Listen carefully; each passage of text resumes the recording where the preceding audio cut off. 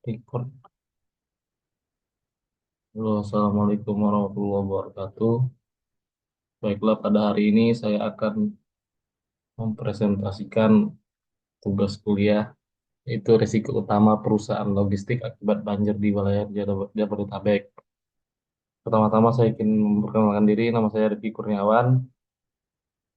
Di sini ada pun beberapa risiko utama yang dihadapi perusahaan logistik ketika banjir melanda di Jabodetabek. Yang pertama yaitu risiko operasional, yang kedua risiko finansial, yang ketiga risiko reputasi, dan yang keempat adalah risiko regulasi dan kepatuhan. Yang pertama yaitu risiko operasional. Adapun adapun beberapa dampak yang diakibatkan akibat risiko operasional.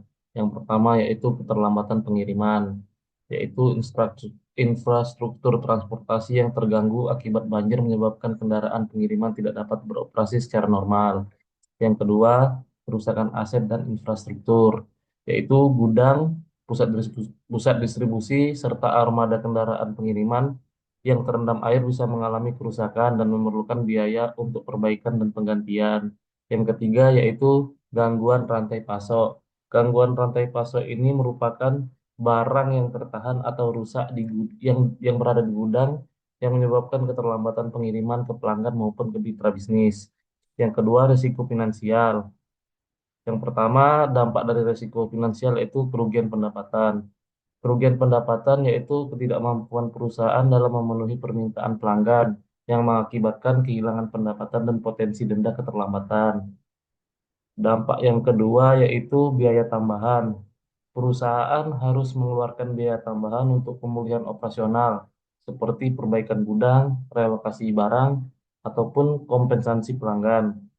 Dampak yang ketiga yaitu resiko asuransi.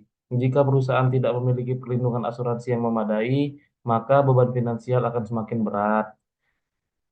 Dampak yang ketiga yaitu resiko reputasi. Adapun beberapa dampaknya, yang pertama yaitu ketidakpuasan pelanggan. Keterlambatan pengiriman yang menyebabkan keluhan pelanggan dapat berdampak negatif pada loyalitas mereka dan bisa berdampak kepada pelanggan-pelanggan lainnya. Dampak yang kedua yaitu kerusakan kepercayaan mitra bisnis.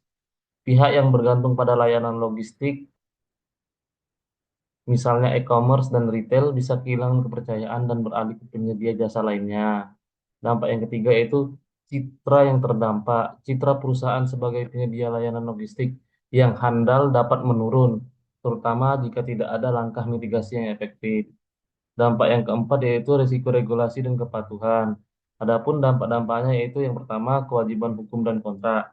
Perusahaan mungkin menghadapi tuntutan hukum atau penalti dari pelanggan atau mitra bisnis akibat kegagalan memenuhi perjanjian layanan. Yang kedua yaitu ketidakpatuhan terhadap standar keselamatan. Banjir dapat menyebabkan gangguan pada prosedur operasional standar yang berpotensi melanggar regulasi, yaitu karena banjir melanda di mana-mana yang menyebabkan keselamatan kerja atau lingkungan berkurang. Yang selanjutnya yaitu adapun mitigasi risiko perusahaan logistik yang diambil ketika terdampak banjir. Yang pertama yaitu disverifikasi lokasi gudang. Disverifikasi lokasi gudang merupakan memindahkan atau memilih lokasi gudang di daerah yang lebih aman dari risiko banjir. Yang kedua, sistem manajemen krisis. Sistem manajemen krisis merupakan salah satu cara untuk menyusun protokol darurat untuk menghadapi bencana, termasuk rencana pemulihan operasional.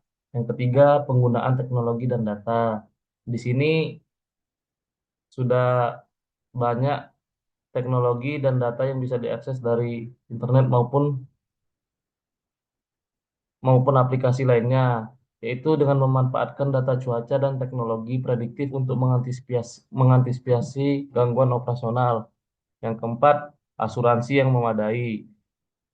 Pihak perusahaan logistik harus memiliki perlindungan asuransi terhadap bencana alam untuk meminimalisir dampak finansial yang terdampak. Yang kelima yaitu komunikasi transparan dengan pelanggan.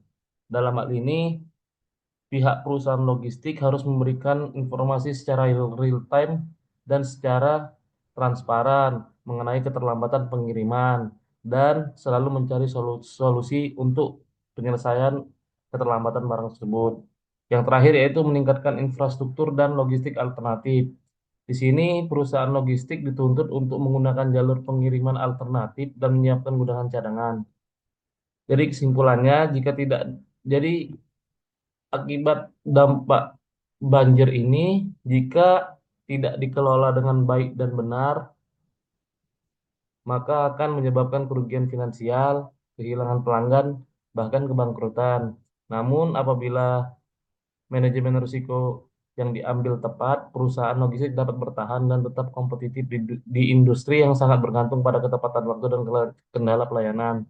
Terima kasih, sekian dari saya. Wassalamualaikum warahmatullahi wabarakatuh.